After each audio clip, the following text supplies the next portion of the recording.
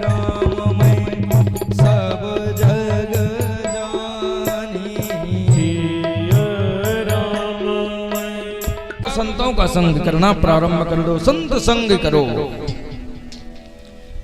तो बोले संत संग करें कैसे? बोले संतों की पहचान क्या है, कैसे संतों का संग करें? क्योंकि कलयुग में आजकल तो इतने संत डोल रहे हैं गली गली में महाराज, क्या हम समझें कैसे, पहचाने कैसे कि यही संत हैं, इन्हीं की हमें शरण ग्रहण करना चाहिए। तो कैसे संतों का संग करें, बड़ी सुंदर बात कही है। इसके बाद हम आगे बढ़ेंगे, ध्यान देना, बड़ी समझने वाली बात है। कैसे संतों का संग करें, संत की पहचान क्या है? हम लोग तो देखे पीले पीले वस्त्र, लंबी दाढ़ी और जटा, और महाराज दौड़ पड़े, महाराज यही सबसे बड़े संत हैं।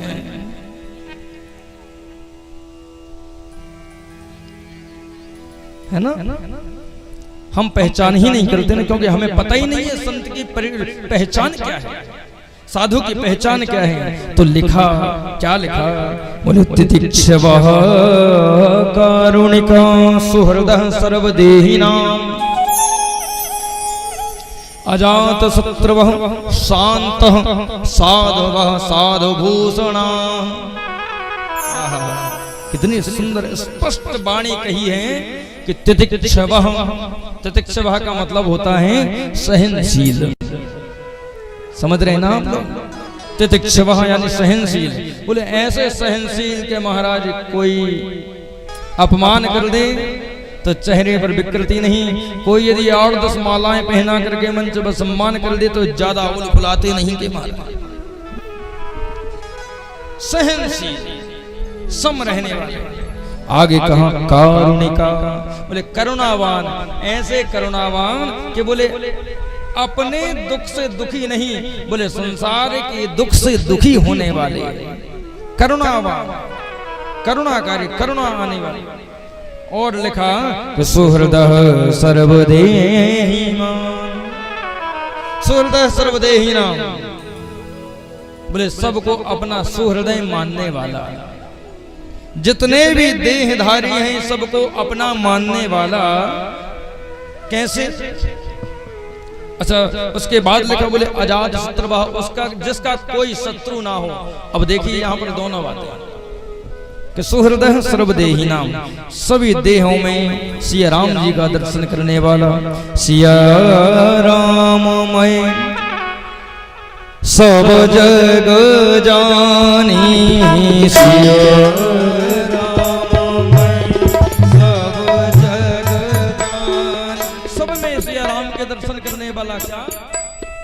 हाँ, सिया राम मैं सब जग जानी, सिया राम मैं सब जग जानी। करहूं प्रणाम जोरी जोग पानी, करहूं प्रणाम जोरी जोग पानी।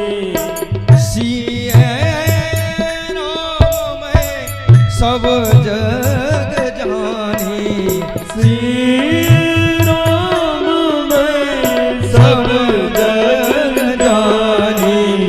करहूं प्रणाम जोरी जोग पानी, करहूं प्रणाम जोरी जोग पानी, जोरी जोग पानी, जोरी जोग पानी।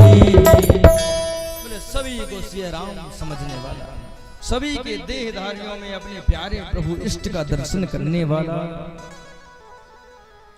अच्छा, उदाहरण के लिए आप समझें, अजात शत्रुवः, बोले जिसका कोई शत्रु ना हो। अब महाराज हम लोग तो देखो कि किसी के कहीं इधर झगड़ना, कभी उधर झगड़ना, महाराज झगड़ते ही फिर रहे हैं। बोले मुझसे उसने ऐसा, और फिर झगड़ दिए महाराज, फिर झगड़ दिए, मतलब दिन रात झगड़ा ही करते रहना।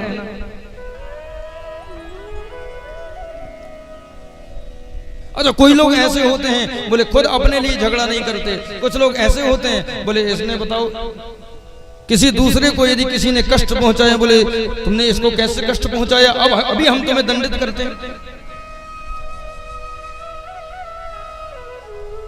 आपस में पड़ोसी झगड़ रही थी तो एक पड़ोसी को दूसरे पड़ोसी ने डंडा मार दिया। बोले अरे तुमने कैसे तुम्हारे पड़ोसी को डंडा मारा, अभी हाल हम तुम्हें मजा चखाते हैं, अभी हाल पुलिस को फोन करते हैं, तुम्हें पकड़वाते हैं।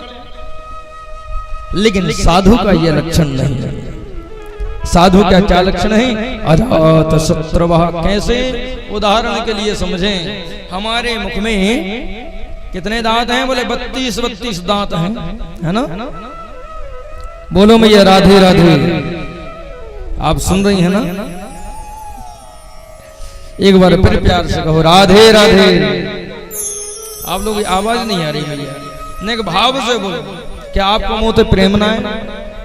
आपको वृंदावन से प्रेम ना है? आज चतुर्थ दिवस है भैया। देखो कन्हैया की कथा हम तभी सुनाएंगे जब आप जोर से राधे राधे बोलोगे। बोलो राधे राधे। जय बाबा।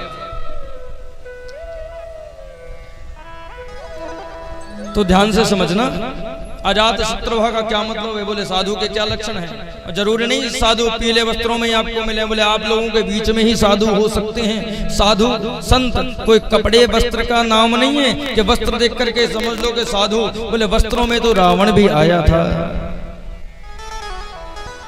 ये जो साधु वाली जो चीज होती है ना, संत वाली जो चीज, वो अंदर की चीज है, बाहर तो होता ही नहीं। बोले दिखाई तो दे, बोलो अंदर की चीज है, वो अनुभव की चीज है, दार्शिक चीज नहीं, अंदर की अनुभविक चीज है, अनुभव किया जाता है। क्या कहा? बोले अजात शत्रु। समझिए, उदाहरण दे रहा हूं आप लोगों के बीच में कि आपके मुख में 32 दांत हैं, बड़े कठोर हैं, ठोस हैं, और उन्हीं 32 दांतों के बीच में बड़ी कोमल सी नाजुक सी जीभ 24 घंटे उनके बीच में घिरी रहती है। अच्छा, कभी कभी खाते पीते में हमारी जीभ इन दांतों से दब जाती है, रक्त भी निकल आता है, जीभ कट जाती है। तो क्या कभी आपने उन दांतों पर क्रोध किया? कह रही दुष्टों, बेचारी सी कोमल सी जिह्वा 24 घंटे तुम्हारे बीच में घिरी रहती है। अरे मुख तुमसे कुछ भी नहीं कहती है, तुम कठोर उसको तुमने काट लिया, उसको कष्ट दिया जिह्वा को।